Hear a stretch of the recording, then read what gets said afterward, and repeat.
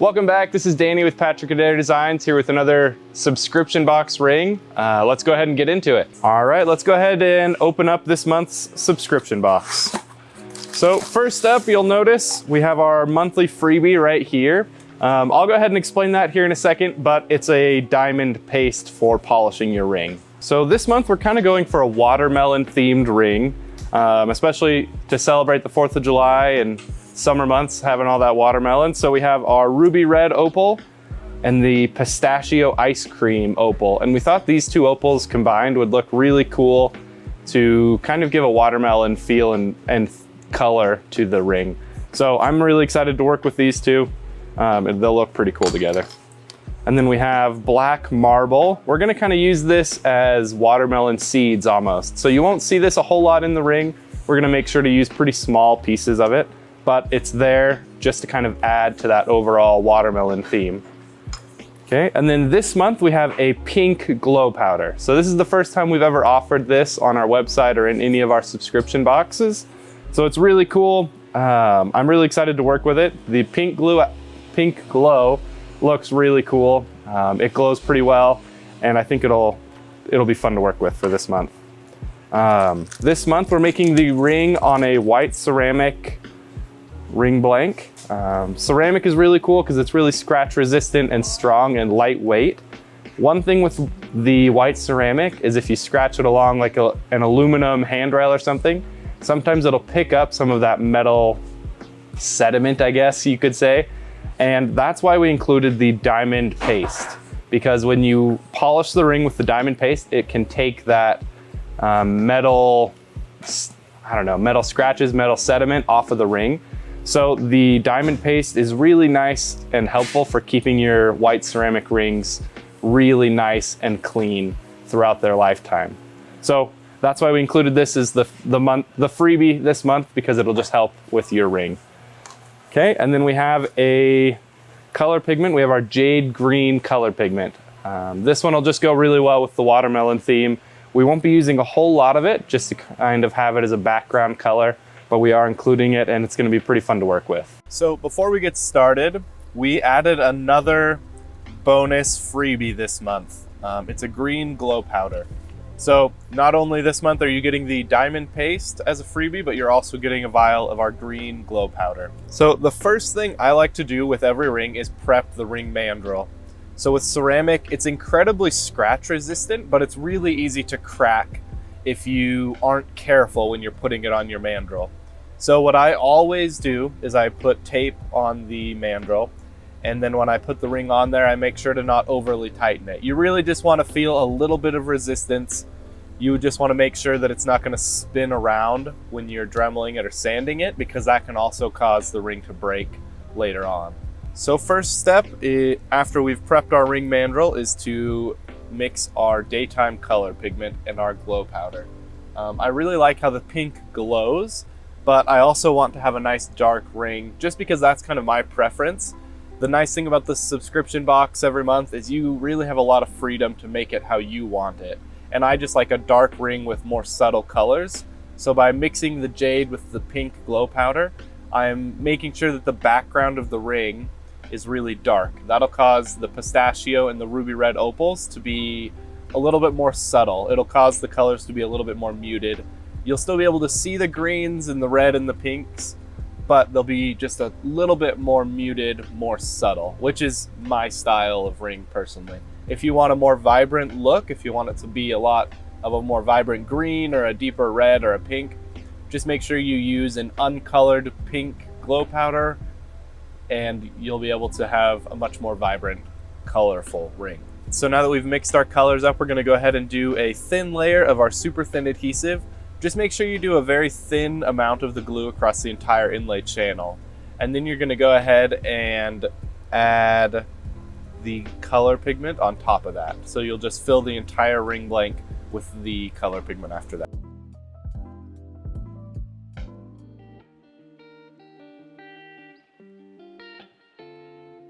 Our next step is to add the pistachio opal. I wanted this to look kind of like a watermelon rind, kind of like you had pieces of watermelon stuck in the ring. So I did clumps of the pistachio opal. So I did that by adding thick CA adhesive in little dabs and then inlaying several pieces of the Pistachio Opal to each area. There are a couple different variants of this ring that you could make. One of our Patrick Adair Supplies employees, she made several kind of prototypes that inspired this ring. One of her rings, she did half of it with the Pistachio Opal with some of the jade color pigment, and then the other half with the ruby red opal and it uncolored. And I thought it looked really cool. It had a really cool half and half watermelon look. It looked just like a big piece of watermelon. And I thought that was a really cool one. I wanted to make this ring a little bit different. And I think that they're both a cool, viable option, but just kind of throwing out other ideas of what you can do with your ring.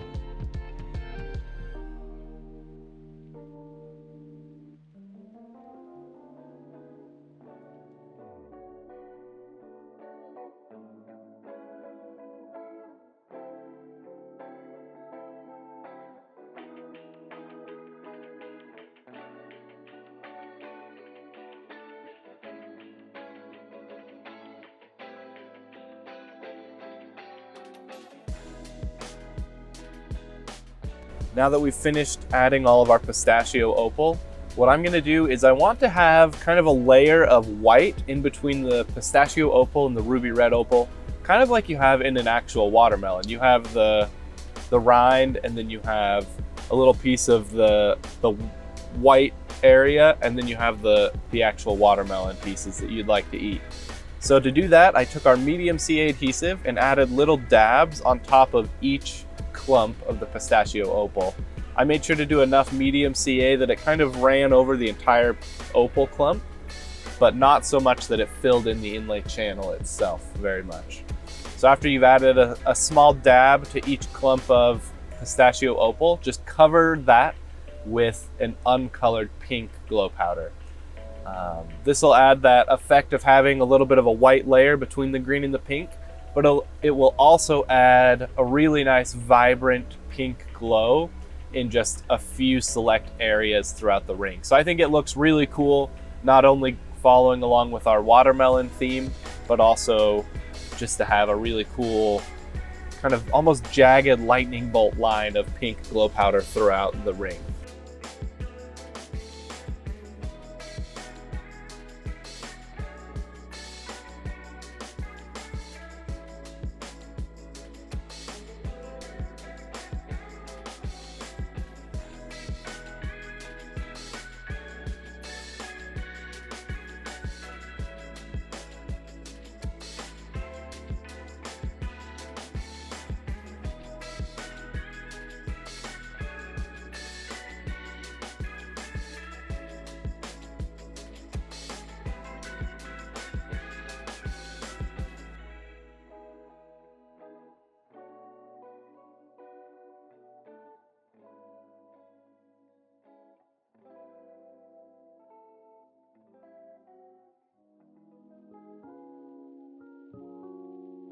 After we've done that, we'll go ahead and keep moving along with our ruby red opal. So to inlay this, I just used a thin layer of the medium CA adhesive, and I just kind of put a little layer of that through the inlay channel that was left over after the Pistachio Opal, and we just fill that entire thing with our ruby red opal.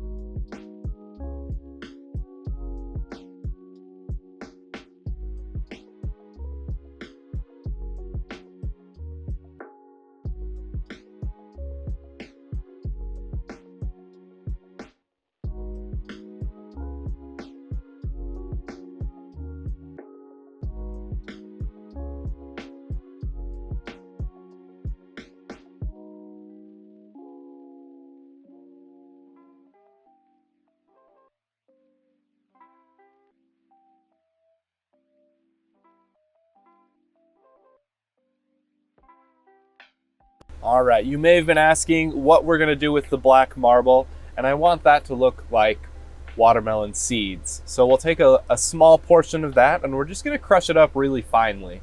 I don't want to have really big pieces, I just wanna have little pieces that look like watermelon seeds.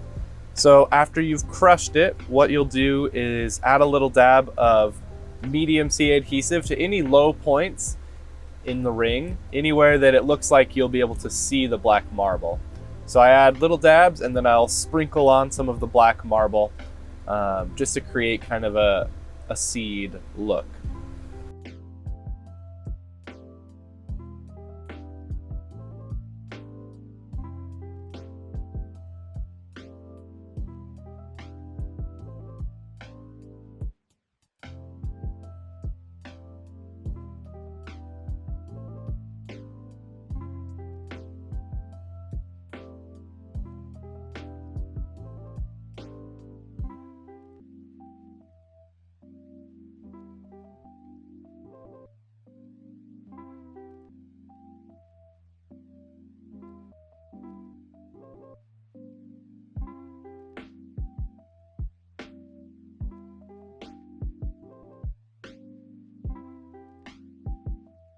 After you're satisfied with how many seeds your watermelon has, we'll go ahead and spray the whole ring with a little bit of Accelerator and then do layers of super thin CA adhesive to fill in any remaining cracks or divots in the ring.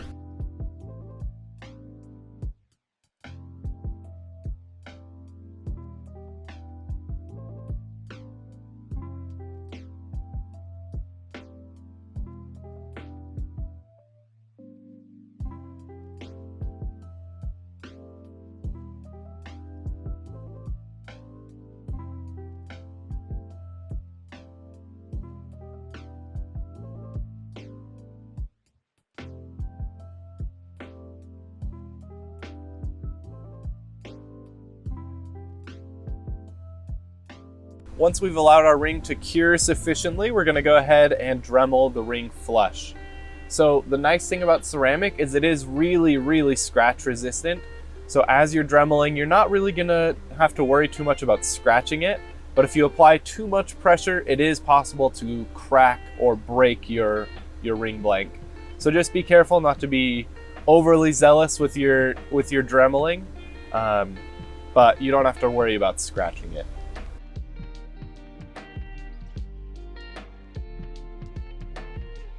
Now that we've finished dremeling, I'm gonna go ahead and just cut out any air bubbles that I'll see.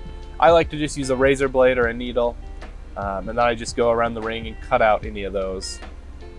Once we've cut out all of the air bubbles, we're going to go ahead and just use our super thin CA adhesive, a nice layer of that, to fill in any cracks or air bubbles that we did have. Part of the reason I cut out these air bubbles is because it creates a large enough area that the CA adhesive can fill in those holes. If you just have a tiny hole, sometimes it's hard for the CA adhesive to permeate those little holes. So I just always use a little razor blade to open it up a little bit more, allowing it to be filled in by the CA. Once that layer has cured, we'll go ahead and use our Dremel again. I like to just Dremel it down until it's about flush, and then we'll move on to our hand sanding. So with our hand sanding, we always want to make sure we're using 220, 500, and 1000 as kind of a bare minimum. With most rings, those three will allow you to achieve a pretty nice finish. If you're feeling like you want it to have a little bit clearer of a finish, you can go up all the way to 3000 grit sandpaper. But the biggest thing is just to make sure that you do a nice thorough job with each grit of sandpaper. I always make sure I'm doing a wet sand, and then I'm clearing off the ring in between each grit of sandpaper, just to make sure that we don't have any contamination from the sandpaper itself or from the parts of the ring that you're sanding off.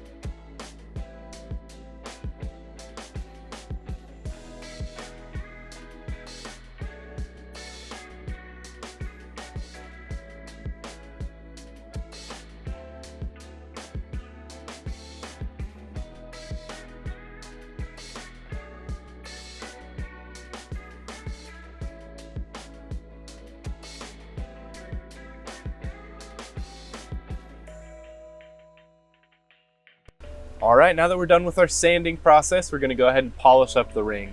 We're gonna use that diamond paste and just add a little dab of it onto a paper towel and spin the ring and polish it up with that, and then clean the ring off, clean off any excess polishing paste.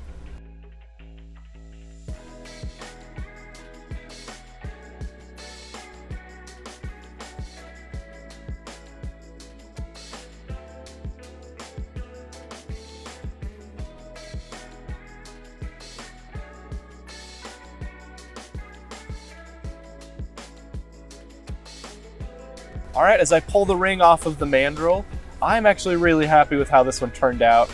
I love watermelon personally, and I'm happy to see that this has a very faint watermelon vibe, which for me is perfect. If you wanted it to be a much more vibrant, we talked about some steps that you can take to do that, but I actually am really happy with how this one turned out. We chose the Star Bright watermelon. It's a variation of watermelon, because it still sticks with our space theme, and I think this actually looks really kind of extraterrestrial. It looks really neat, and I'm happy with how this one turned out. But I'm excited to see any variations and your different creations, so remember to post them in our Facebook Ring Maker group and tag us on Instagram. We do a monthly giveaway for our favorite rings that we see, so remember to just tag us in your rings and show us what you did and how you how you did with this month's subscription box.